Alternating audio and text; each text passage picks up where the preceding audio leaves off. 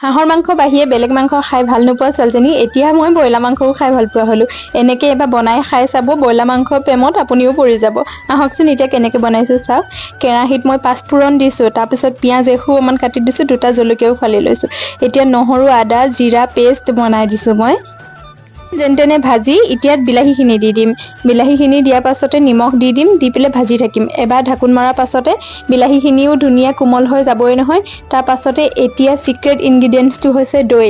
দৈত মই হালধি আৰু ৰেড চিলি মিলাই লৈছোঁ।